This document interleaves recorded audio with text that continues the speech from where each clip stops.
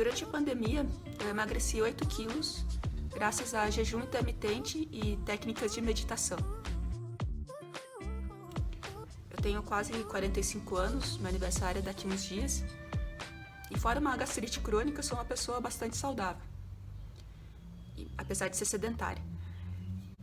Eu sei que existem várias críticas ao jejum, mas também já li artigos de nutricionistas que fazem há anos, e o meu gastro faz jejum intermitente também. E eu posso dizer que a minha gastrite não tem a ver com o jejum intermitente. No dia que eu fiz a endoscopia, já tinha perguntado para a médica e ela falou que não tinha a ver. E depois eu fui ao médico e ele também disse, não tem a ver, sua gastrite não se originou com o seu jejum. Eu comecei a fazer porque o meu ex-marido começou a fazer e me comentou disso, falou que estava gostando, me passou um pequeno artigo falando sobre o assunto. E fora isso, estava para começar o Ramadã. O meu cunhado é muçulmano. Isso é uma coisa super legal que os meus amigos falavam que a minha família parecia a ONU, que o meu ex-marido é judeu, o meu cunhado é muçulmano. E o Ramadã é o jejum religioso que os muçulmanos fazem todo ano, durante um mês. Você não pode comer nada, nem beber nada, do nascer ao pôr do sol. Milhões de pessoas fazem isso todos os anos, e há milhares de anos. E esse também foi um dos motivos de eu pensar, bom, isso é um tipo de jejum intermitente e bem radical. E não tem pessoas morrendo ou passando muito mal por causa disso.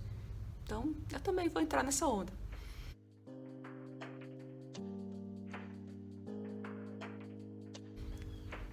Comecei a fazer o jejum que o meu cunhado estava fazendo, mas depois eu alterei, em vez de ser essa coisa de não comer durante o dia, eu fui percebendo que o que mais faz diferença, para mim, imagino que para quase qualquer pessoa, é o que você come à noite. Tenho uma prima que ela não está fazendo exatamente jejum intermitente, mas ela decidiu que ela só pode comer até às 6 horas da tarde. E daí com isso ela foi emagrecendo. Eu também percebo que o que eu como à tarde, à noite, principalmente à noite, e se for massa então, se eu jantar pizza, eu sou capaz de engordar quase 1 quilo de um dia para o outro. Essa é uma sugestão que eu também dou de você se pesar todos os dias. Eu sei que o efeito não é exatamente direto, né? O peso que você tem no dia seguinte pode estar tendo influência de coisas que você comeu alguns dias antes, mas na média você consegue ter uma ideia do que está afetando o seu peso. E também vendo os números da balança, você consegue ter mais disciplina e força de vontade para se controlar, não comer as coisas que vão causar aquele efeito devastador. Outra coisa que eu posso falar sobre o jejum intermitente é que ele não é tão terrível quanto parece.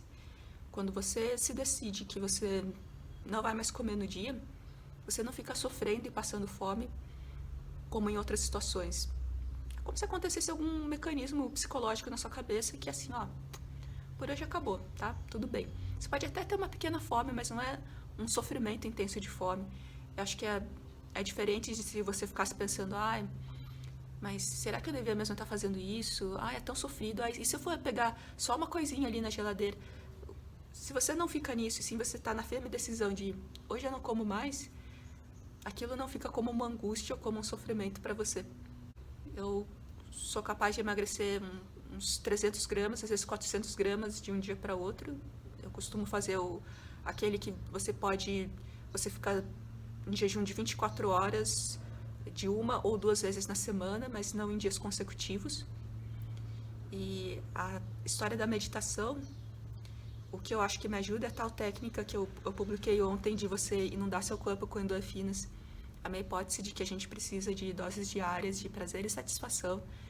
E quando a gente não está conseguindo isso de outras formas, seja por estar num relacionamento amoroso, sexual, ou tendo satisfação com o trabalho, com família, a gente consegue isso na comida e na bebida.